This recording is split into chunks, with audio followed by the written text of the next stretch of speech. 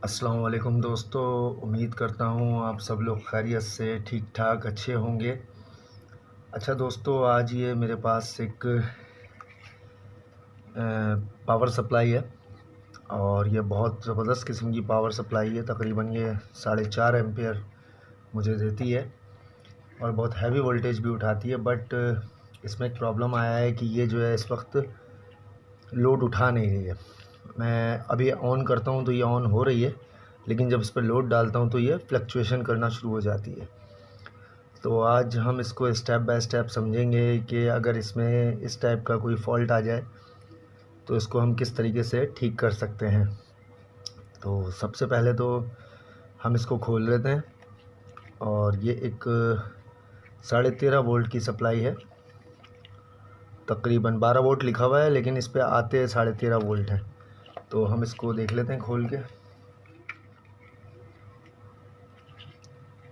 अच्छा दोस्तों, मैंने ये सप्लाई खोल ली है। अब इसमें हमें देखना ये है कि फ़ॉल्ट कहाँ से आ सकता है। पहले तो मैं इसको आपको ऑन करके दिखाता हूँ कि इसमें फ़ॉल्ट आ क्या रहा है, ताकि आप लोगों को अच्छे तरीके से समझ में आए। ये देखें, ये मैंने ऑन कर दी है और अब इस पर मैं लोड डालता हूँ। अच्छा, आपको ये ध्यान रखना है कि ये जो आप देख रहे हैं इस तरफ, जहाँ पे ये स्क्रू ड्राइवर से मैं इशारा कर रहा हूँ, ये एसी लाइन है। इस पर आपका हाथ ना लगे अगर पावर सप्लाई ऑन हुई हुई है तो। और कोशिश कीजिए कि ये काम उसी वक्त कीजिए जब आपको इस काम के बारे में नॉलेज हो। अगर आप इस काम को ना समझते हो तो इसको खोलने की गलती ना कीजिएगा। इसमें बहुत हाई वोल्टेज होते हैं। ये मैं एक लोड इस पर हैवी किस्म का लोड डाल रहा हूँ और ये जो आप मेरे हाथ में एलईडी देख रहे हैं, ये मैं अपने एक प्रोजेक्ट में यूज़ कर चुका हूँ, जिसकी मैं एक वीडियो भी अपलोड कर चुका हूँ। तो ये बहुत हैवी किस्म की एलईडी है और इसकी लाइट बहुत ज़बरदस्त है। अब मैं इसको कनेक्ट कर रहा हूँ तो आप देखिएगा कि लोड पे क्या होगा। सप्लाई ऑन हुई हुई है,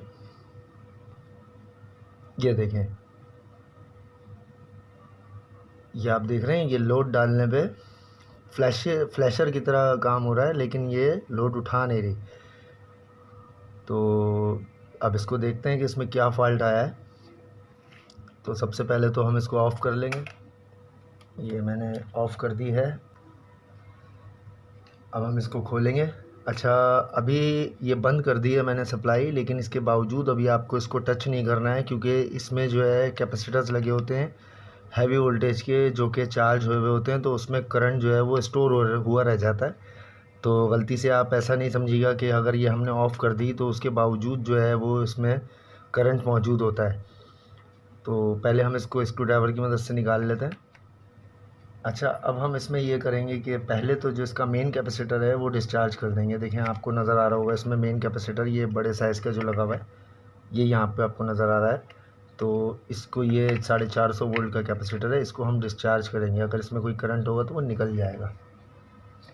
इसको आप डिस्चार्ज करने के लिए कोई भी स्क्रू ड्राइवर का यूज़ कर सकते हैं, लेकिन स्क्रू ड्राइवर जो है वो ऊपर से ऐसी ग्रिप हो, मेटल पे ग्रिप ना हो, वरना इससे बहुत ज़्यादा ख़तरनाक किस्म का आपको शॉक लग सकता है।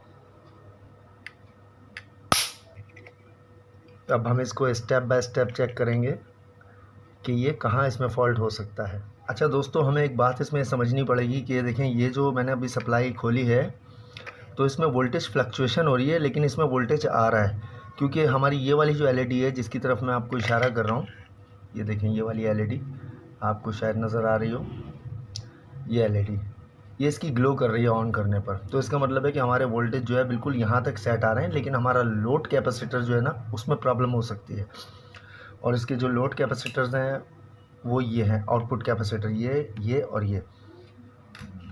अमूमन बाज़ दफ़ा इस वाले कैपेसिटर में भी प्रॉब्लम आ जाती है, लेकिन अगर इस वाले कैपेसिटर में आपकी प्रॉब्लम आएगी तो ये फिर लाइट भी फ्लक्चुएट करेगी आपकी। लेकिन हमारी ये लाइट फ्लक्चुएट नहीं कर रही है, हमारा लोड फ्लक्चुएट कर रहा है।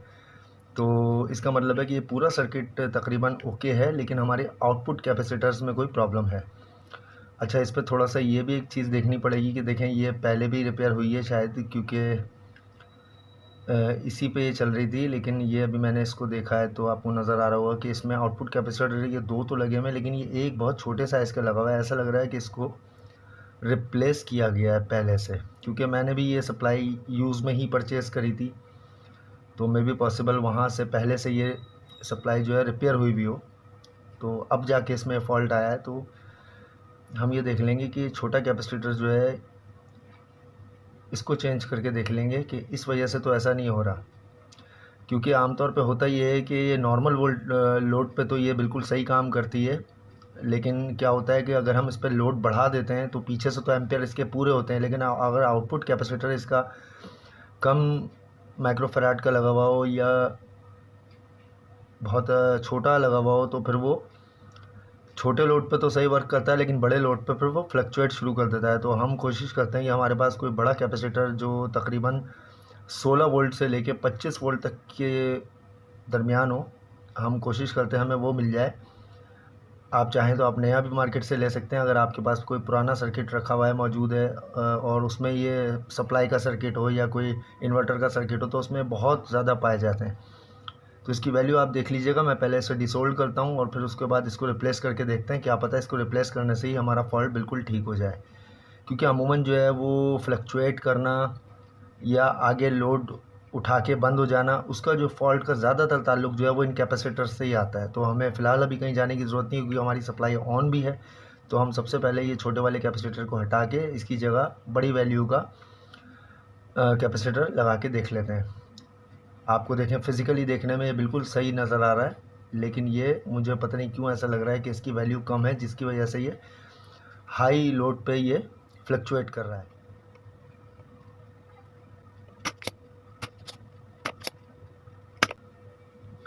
अच्छा दोस्तों, ये मैंने निकाल लिया, इसको डिसोल्ड कर लिया सर्किट से, और आप देख सकते हैं कि ये 100 माइक्रोफैराड और 16 वोल्ट का है। तो हम कोशिश करते हैं कि थोड़ा सा माइक्रोफैराड इसके बढ़ जाएं, और वोल्टेज आप 16 वोल्ट से लेके 25 वोल्ट 50 वोल्ट तक यूज़ कर सकते हैं। लेकिन अगर आप इसमें 10 वोल्ट यूज़ करेंगे तो वो नहीं चलेगा, वो जल जाएगा, क्योंकि ये जो आपका पावर सप्लाई है, अडोप्टर आप कुछ भी कह लें, ये तकरीबन 13.5 वोल्ट तक ये देती है। तो हमें तकरीबन इस पे 16 वोल्ट से 25 वोल्ट 50 वोल्ट यूज़ करना होगा। और इस पे ये देखें, ये एक सप्लाई है, इसमें लगा हुआ है, इसको हम निकालते हैं। उसके बाद देखते हैं कि क्या ये लगने के बाद सही काम करता है या उसके बाद भी कोई प्रॉब्लम आती है। पहले हम ये चेक कर लेते हैं, क्योंकि ये सबसे छोटे साइज़ का था और बहुत कम माइक्रोफैराड का था, तो इसलिए मैंने इस पर सबसे पहले काम करा। तो इसको निकालते हैं और फिर देखते हैं। ये देखें दोस्तों, ये मैंने उस पुरानी सप्लाई से एक निकाला है, और ये 330 फैराड और 16 वोल्ट का आपको नज़र आ रहा होगा। 330 फैराड 16 वोल्ट, और जबकि ये पुराना वाला है, ये आप देख सकते हैं कि ये 100 फैराड और 16 वोल्ट है। तो हम इसको चेंज, इसकी जगह ये वाला लगा के देखते हैं क्या हमारी सप्लाई दुरुस्त हुई कि नहीं।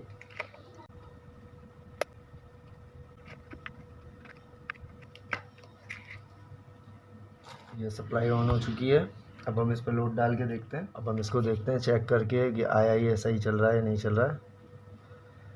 ये देखें दोस्तों, आप ये देख सकते हैं, ये बिल्कुल ज़बरदस्त हो गया, लाइट जल गई है और ये बेहतरीन लोड भी उठा रहा है। और ये तकरीबन 3.5 एम्पियर का लोड लेती है ये लाइट जो मैंने इस वक्त लगाई हुई है इसमें। तो ये मुस्तकिल माशाल्लाह से जल रही है इस पर, और इसमें किसी किस्म का कोई फ्लक्चुएशन, वोल्टेज ड्रॉप कुछ नहीं आ रहा है। तो इसका मतलब है कि हमारी सप्लाई बिल्कुल ज़बरदस्त तरीके से काम कर रही है। ये देखें आप, कोई फ्लक्चुएशन नहीं हो रही है, सप्लाई भी यही वाली है। ये मैं आपको दिखा दूं तार कि ये कोई फेक वीडियो नहीं है, मैंने कोई दूसरी सप्लाई यूज़ नहीं करी, यही सप्लाई चल रही है।